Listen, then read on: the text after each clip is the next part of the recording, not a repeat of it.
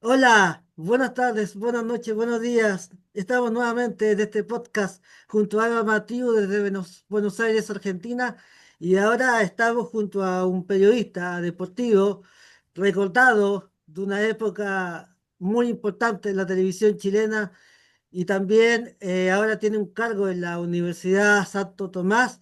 Vamos a hablar con él. Le doy gracias por haber participado en este podcast. Muchas gracias, don Darío, muchas gracias por estar acá. Hola Pablo, ¿qué tal? Eva, muy buenas tardes, buenos días, buenas noches. Encantado de poder compartir con ustedes este rato y poder hablar, bueno, de lo que ustedes quieran preguntarme, del periodismo, del deporte, etcétera. Así que encantado de poder compartir con ustedes. Quería partir por la contingencia, por lo que pasó ayer en los incidentes entre Independiente y la Universidad de Chile.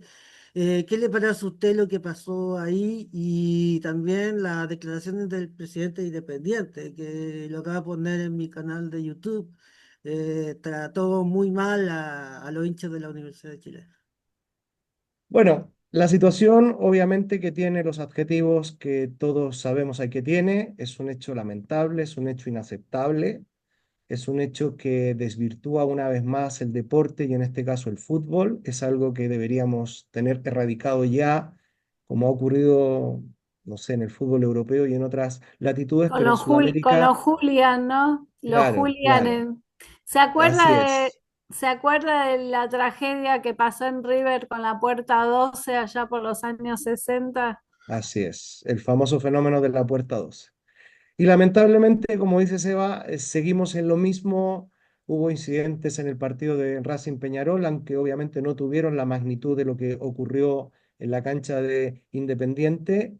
Eh, Creo que aquí responsables son todos. Aquí no hay un solo responsable. Creo que Independiente es responsable porque no cumplió con el cuaderno de cargos de la Conmebol. Por lo tanto, ya hay responsabilidad del club, ya hay responsabilidad institucional. Creo que según las evidencias que hay hasta el momento, hay incidentes que son motivados por hinchas de la Universidad de Chile y que obviamente fueron escalando a respuesta de los hinchas de Independiente y todo terminó, como lo que vimos. Ahora, obviamente que hay que esperar lo que va a determinar Conmebol. Lo que va a determinar Conmebol es impensable porque Conmebol hace cosas increíbles, lleva mucho tiempo que no toma la sartén por el mango y corta esto de raíz. La forma de cortar de raíz este tipo de incidentes es lo que han hecho en Europa, son sanciones ejemplificadoras. De acuerdo a lo que hemos podido ver en imágenes, aquí los dos clubes deberían ser sancionados de manera muy severa. Independiente por la organización del espectáculo y por el comportamiento de los hinchas y Universidad de Chile por el comportamiento de los hinchas. Y cuando digo de manera muy severa, esto tiene que ver no solamente con la pérdida de los puntos de ambos, sino también con la suspensión para futuros torneos. Es mi Descalificados los opinión. dos. Para mí, sí, porque es la única manera de que los hinchas entiendan. Ahora, las palabras del presidente de Independiente yo creo que son muy dañinas al punto de cierta inmoralidad. ¿Por qué? Porque no es el momento para defenderse a destajo, ya que en estos momentos lo más importante es la situación que vivieron distintos hinchas, tanto de Independiente como de Universidad de Chile. Por lo tanto, me parece muy descarado de su parte, me parece muy inhumano de su parte hacer una defensa como la que hace de los intereses de Independiente cuando primero tenemos que rezar para que dos o tres personas no mueran. Entonces, la verdad que no comparto para nada lo que él dijo. Eva, Sí. Eh, con más de 12 años en TVN y habiendo trabajado en medios como Chilevisión y BTR, ¿cómo ha visto evolucionar el periodismo deportivo chileno desde sus inicios hasta la actualidad? ¿Qué cambios considera más significativos? Bien, gracias por la pregunta, Eva. Yo partí en Chilevisión en el año 1991, hace ya muchos años, y bueno, tuve la suerte de tener una carrera larga en televisión, en total casi 20 años, y sin duda que los 12 años que tú mencionaste en TVN, casi 13 años, marcaron mi carrera y mi vida porque fue una época maravillosa. donde por suerte uno podía acceder a todos los eventos deportivos en todo el mundo. Me tocó estar en campeonatos mundiales, en Juegos Olímpicos, en Copa Davis, eliminatorias. Así que soy un agradecido del periodismo. Ahora, los cambios, a mí me hubiera gustado que el periodismo deportivo evolucionara más, porque yo creo que el periodismo deportivo sigue siendo un periodismo excesivamente especializado en el fútbol. Ya, por eso yo siempre hago una diferencia. Yo hago clases de esto y una cosa es ser periodista deportivo y otra cosa es ser periodista de fútbol. Son dos cosas completamente distintas. El periodista deportivo tiene que tener otra mirada de los hechos. Entonces yo creo que desde esa perspectiva no ha evolucionado tanto y el periodismo sudamericano en general, salvo excepciones, y por ende el chileno, está muy hiperconcentrado en el fútbol. Por otro lado, uno echa de menos también en el periodismo deportivo en Chile y también en Sudamérica la investigación. Ya Acá nosotros, tenemos un gran periodista deportivo, Gonzalo Bonadeo. bueno, el Gordo Bonadeo es un súper buen ejemplo. Sergio Levinsky, otro gran periodista argentino, es otro gran ejemplo de lo que llamamos la investigación en el deporte, en el periodismo deportivo. Y en Chile eso tampoco se ha desarrollado bien en los últimos años. Y por último, si bien hay una diversificación del deporte en Chile, lo que ha permitido que el periodismo deportivo acceda a más eventos como Juegos Panamericanos y otros, el deporte chileno está bien alicaído y en especial el fútbol. Por lo tanto, eso también genera, yo siempre digo, ¿no? El periodismo deportivo tiene que desarrollarse de la mano con el deporte. El periodismo deportivo dedicado al fútbol tiene que desarrollarse de la mano del fútbol. Y en Chile, lamentablemente, hoy el nivel del fútbol es bastante subdesarrollado, producto de una serie de situaciones que se han vivido. Entonces, claro, cuando uno dice el periodismo deportivo, no sé, italiano, español, inglés, francés, tiene más opinión fundamentada, no estos opinators, como dice Levinsky, que hablan cualquier estupidez, no, opinión fundamentada, investiga más, analiza más, es porque el nivel del deporte y el fútbol se lo exige. Tú no puedes hablar tonteras cuando estás, no sé, cuando juega el City con el United. Tienes que estar al nivel. Lamentablemente en Chile ese nivel no nos ha ayudado mucho.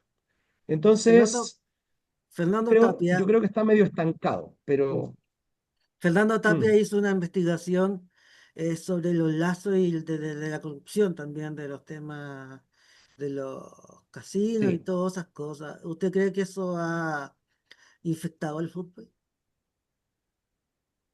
No, yo creo que lo que ha hecho Fernando Tapia, lo que ha hecho también Sagredo en su momento, son periodistas que han intentado investigar, que han investigado, que han escrito libros, y eso yo creo que le hace muy bien al deporte y le hace muy bien al fútbol. ¿Por qué? Porque uno no puede pretender que el fútbol se desarrolle con situaciones oscuras, turbias, que no salen a la luz. Mm, El deber del periodismo es denunciar. Nosotros sí. informamos, educamos, entretenemos, pero al mismo tiempo también tenemos una función de responsabilidad social. Y esa función de responsabilidad social implica que tenemos que denunciar. Somos garantes de la sociedad, somos garantes de la democracia, somos garantes de que las organizaciones funcionen bien, sobre todo cuando el deporte es un bien público, no hay que olvidarse de eso. Cuando uno escucha dirigentes que en Chile dicen el fútbol es nuestro, porque es privado, es de la ANFP, no entienden que el fútbol es un bien público. Sí. Ujú. O sea, el fútbol tiene que estar democratizado, el fútbol tiene que ser para todos. Entonces yo creo que ahí, Pablo, investigaciones que ayuden a denunciar y a que esto sea más limpio en todo sentido son necesarias. Le voy a poner un video. Vamos a hacer un video y usted me va a decir qué es lo que piensa. Vamos a ver si resulta. Ayer no resultó, así que ¿Ya? voy a tratar de ver A si ver, funciona y usted me va a decir qué recuerdos le trae. vamos. A ver,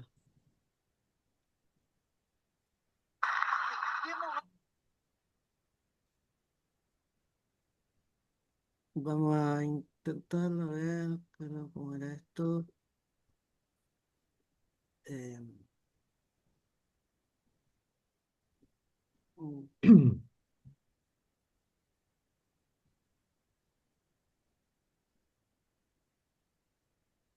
¿Lo ves?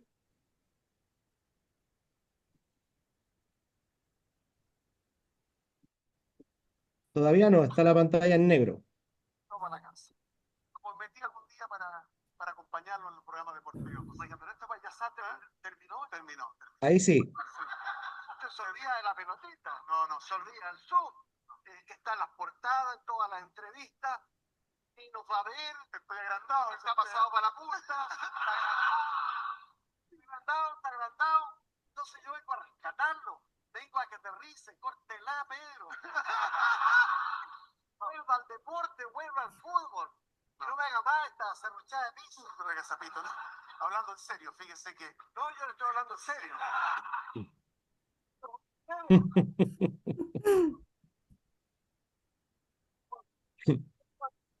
Estoy bien sentido, pero. Hablando en serio, sí. Sí, me di el juego. No, qué bonito recuerdo. Eso fue cuando Pedro Carcuro estaba full estrella con el de Pega Pa y con su Sí, programa y todo. Y claro, el Sapito fue a hacerle una broma porque era como para llamarle la atención, que volviera al deporte y todo. Bueno, ahí tienes una dupla de grandes personajes. Yo trabajé con los dos, cada uno con sus características. Pedro, un tremendo profesional siempre, y el Sapito es una persona, Sergio Listo, una persona que siempre fue entrañable, una sí, persona con una calidad humana brutal, con una preocupación por los detalles salvajes, con un amor a su trabajo. O sea, cómo no recordar, cada vez que uno lo sacaba de una transmisión, le decía, mire, Sapito, usted ya no va a ir más a Calama a transmitir porque estamos cuidando su salud. Y el viejo se enojaba, po, se enojaba porque nos decía, me mm, están acerruchando el piso. Y le sí, decíamos, no, Sapito, es que usted no puede transmitir en Calama por salud porque usted ya es muy mayor y la altura son casi 3.000 metros. No, no, no. Y él se enojaba porque quería tanto lo que hacía. O sea, Sapito Livingston, que casi lo consiguió, su idea era morir en el estudio. Su mm, idea era morir en su programa. Y estuvo súper cerca porque estuvo trabajando hasta el final. Así que son recuerdos preciosos de grandes personas. Bueno, Pedro sigue vigente sí, todavía, ya está mayor también, pero los dos aportaron mucho al desarrollo del periodismo deportivo en Chile. Pedro siempre en el periodismo y el Sapito primero con su época como futbolista, como capitán de Racing y de Avellaneda, mm. como jugador de la selección chilena y después claramente como comentarista y como conductor. Zoom Deportivo también era un programa que marcó mucho sobre el tema de los demás deportes, como usted hablaba. Estaba la hípica, estaba Alejandro Schmauk también ¿Mm? con el automovilismo, había muchas cosas y después se fue perdiendo todo eso y se dedicó todo al fútbol. ¿Qué fue lo que Sí, pasó?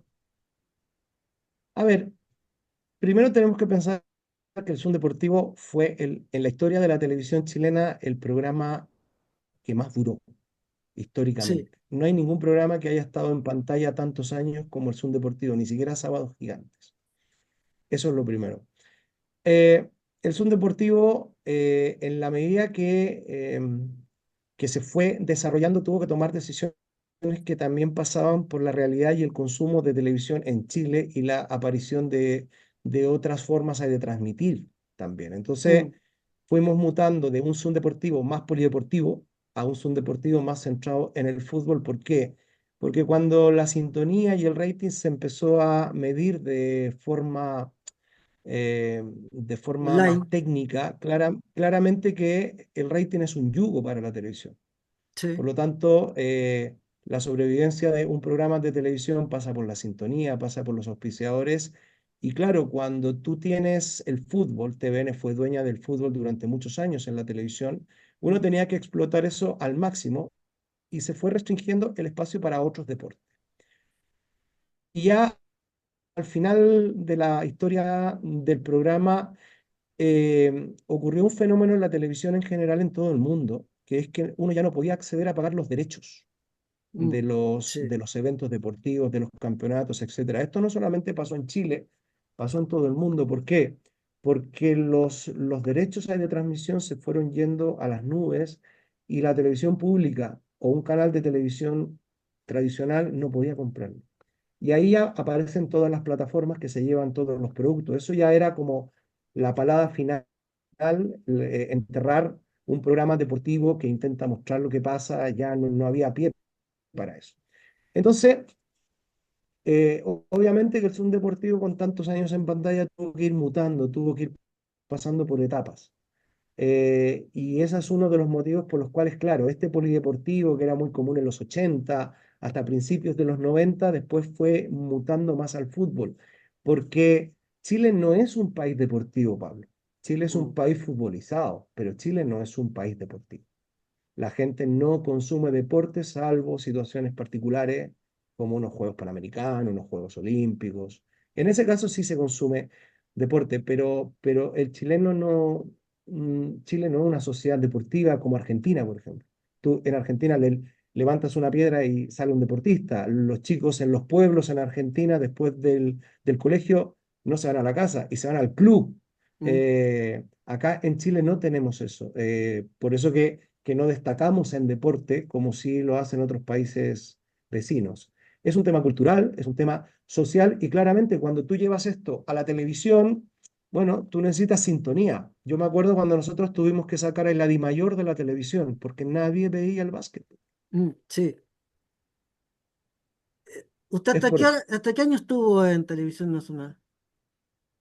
Yo dejé televisión nacional, me fui por mi voluntad, me quise ir de la televisión el año 2008. Tomé una decisión que para mí no fue fácil, porque lo que pasa es que a mí me tocaba, si te acuerdas, Pablo, me tocaba viajar mucho. Sí. Entonces, claro, yo estaba fuera de Chile, cuando tú sumabas todos los viajes, yo estaba varios meses fuera de Chile. Y a medida que mis hijos empezaron a crecer y yo ya me fui poniendo más viejo, me costaba más, porque no quería estar fuera. Mm, Y la televisión también pues fue cambiando, uno empezaba a ver cosas que ya no me gustaban, etcétera. Porque cuando uno tiene 25 años, 30 años, todo es maravilloso, po, si está ahí en sí. la cresta de la ola, pero después ya cuando te vas haciendo mayor ves otras cosas.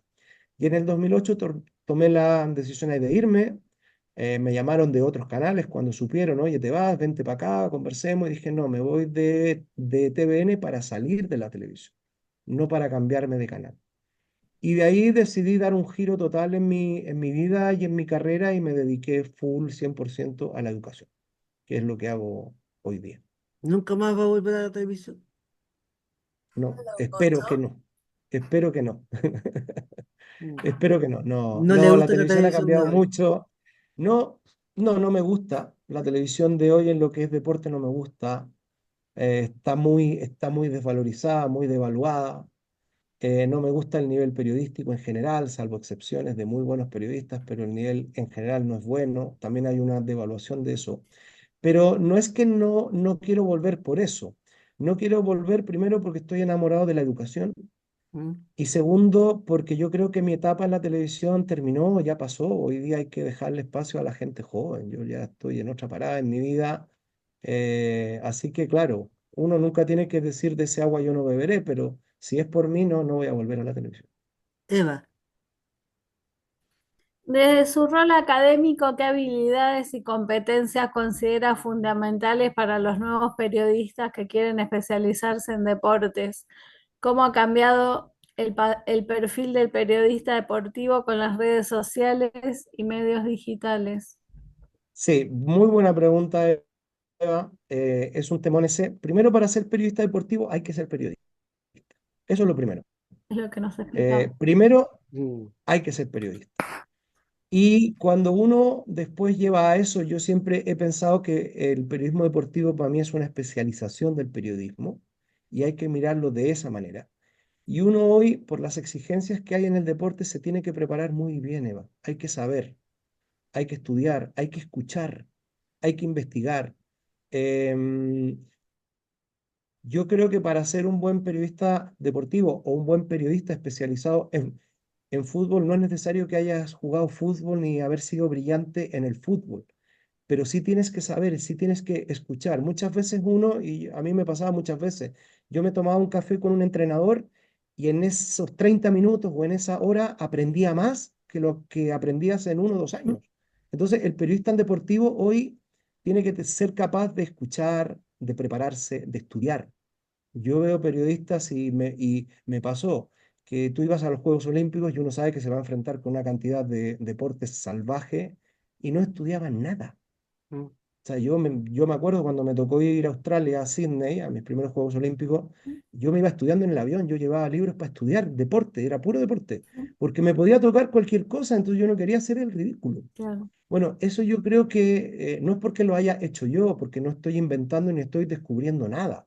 Ese es el deber ser del periodista. El periodista tiene que sí. ser culto. En lo que Sí, escoja, tiene que ser culto.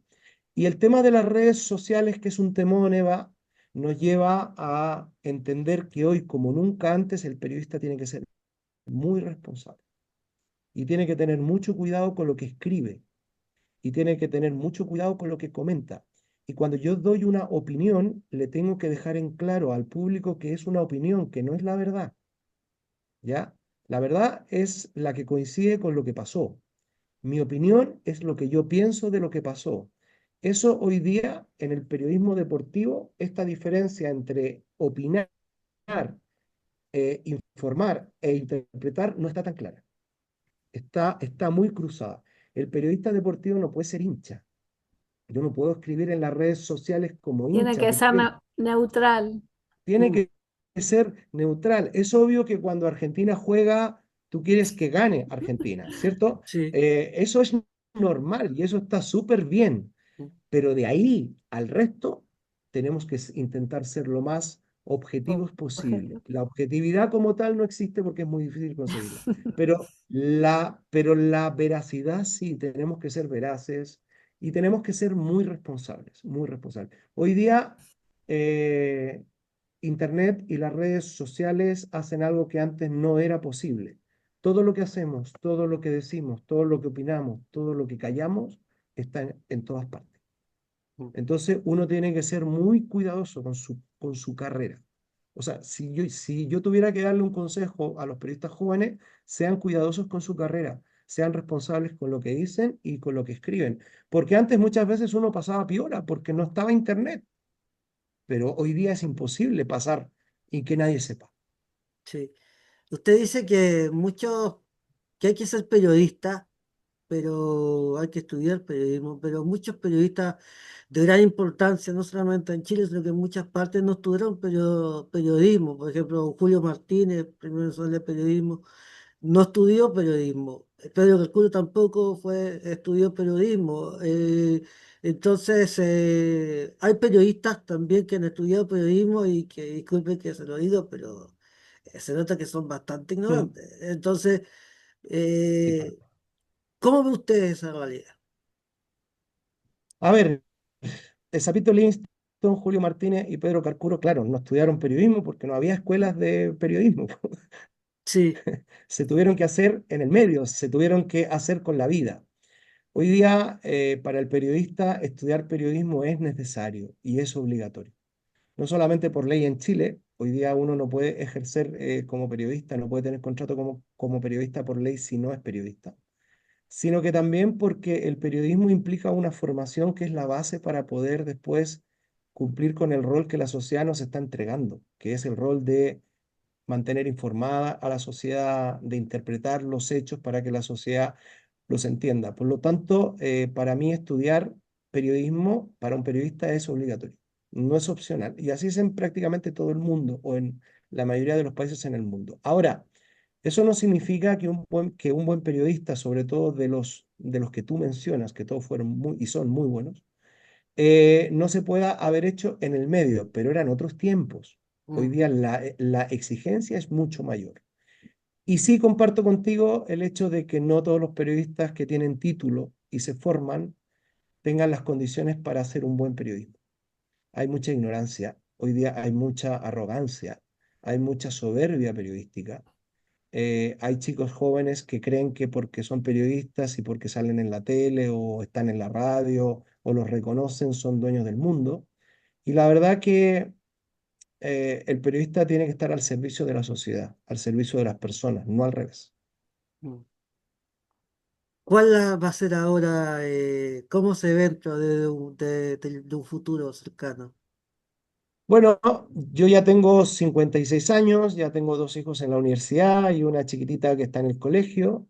Yo llevo ya muchísimos años en educación, me preparé para este camino que he tomado. Hoy día soy el director nacional del área de comunicación y diseño en Santo Tomás, acá en Chile. Y además tengo un estudio de animación, una productora, hacemos series internacionales. Hoy día mi camino creo que está escrito, a mí me encantaría seguir en lo que hago, me proyecto, intento mantenerme muy vigente, muy actualizado. Y si tú me preguntas de aquí a los 65, que tampoco me voy a querer jubilar, porque ¿qué hago en la casa? Yo tengo cuerda para rato, pero de aquí hasta que pueda, a mí me gustaría seguir aportando a la formación de los jóvenes. O sea, me encanta el tema de formar jóvenes en esta área de las comunicaciones, bueno, ahora también en el área del diseño, y por lo tanto eso me tiene muy realizado hoy en otra etapa de mi vida, muy contento y ojalá que se me den las condiciones para poder seguir haciendo. ¿Estuvo en algún Pato o no? Sí, pum, sí. Yo tengo un estudio de animación con una amiga que se llama, y que trabajamos también con Santo Tomás, que se llama Animenta Studio, y logramos ganar el fondo del CNTV para hacer la primera temporada de las aventuras de Oguman Pato y Rena. Después Warner nos contrató para hacer la segunda temporada. Hoy día ambas temporadas de la serie animada están en HBO Max. Y en este minuto estamos terminando otro proyecto que es una coproducción con España, para el cual nos ganamos también el fondo del CNTV, que es otra serie que se llama Aquí Miami. Esa es como la parte que me vincula un poco con la producción, porque yo soy productor innato, me encanta producir. Mm. Entonces eso también lo tengo ahí. Hay quienes me dicen, pero ¿cómo tenéis tiempo? Bueno, el tiempo se lo hace uno y ahí hay también un aporte que me dio la televisión. En la televisión tú trabajas muchas horas y trabajas bajo mucha presión y siempre contra el tiempo. Entonces, claro, yo me formé con ese estilo de trabajo. Entonces, eso quizás hoy día me permite hacer varias cosas al mismo tiempo y Mm. de alguna forma hacerlas bien. Yo creo que las hago bien y afortunadamente así también se me reconoce. Así que desde esa perspectiva, sí, ojalá podamos también seguir produciendo series harto tiempo. Es un desafío tremendo. Hoy día hay una crisis en la animación en el mundo, así que bueno, son etapas, son momentos, pero muy contento con todo lo que hago. Eva tiene una pregunta. No, no, ya está. Contestó todo lo que iba a preguntar. Don, don Darío Cuesta, antes de terminar, ¿usted es español o de origen español? ¿Cómo? Sí, yo soy español, en realidad soy vasco, pero eso hay que entrar a explicarlo. Los vascos somos más vascos que españoles. Yo nací Sí, en un pueblo que se llama Baracaldo, que está cerca de Bilbao, en el País Vasco, así que soy hincha acérrimo del Athletic Club de Bilbao, el mejor equipo del mundo, y el único equipo en el que no juegan extranjeros también, juegan mm, solo jugadores vascos, ni siquiera españoles. sí. Yo llegué a Chile con mi padre hace ya más de 30 años. Y después estudié periodismo en Chile, entré a trabajar en la televisión, me fui quedando, me casé, tengo mis hijos que, bueno, obviamente tienen doble nacionalidad, pero sí, yo nací en España, mi mamá, mis hermanos, mis sobrinos, todos. Así que, pero yo me quedé en Chile, bueno, enamorado también ahí de Chile, muy contento con la familia y laboralmente muy agradecido también de todo lo que me ha entregado el país. Don Darío Cuesta, muchas gracias por haber aceptado esta invitación. Muchas gracias también por haber aceptado todas las preguntas también. Y ojalá también podamos algún día volver a vernos. Usted lo vi una vez. Y gracias, Eva. Mm. Chao, Eva. Y Gracias, será Pablo, gracias, Darío. gracias, don Darío. Será hasta una próxima oportunidad. Muchas Chao, gracias a ustedes. Gracias, chao y Pablo, hasta Eva. pronto. Chao, que estén muy bien.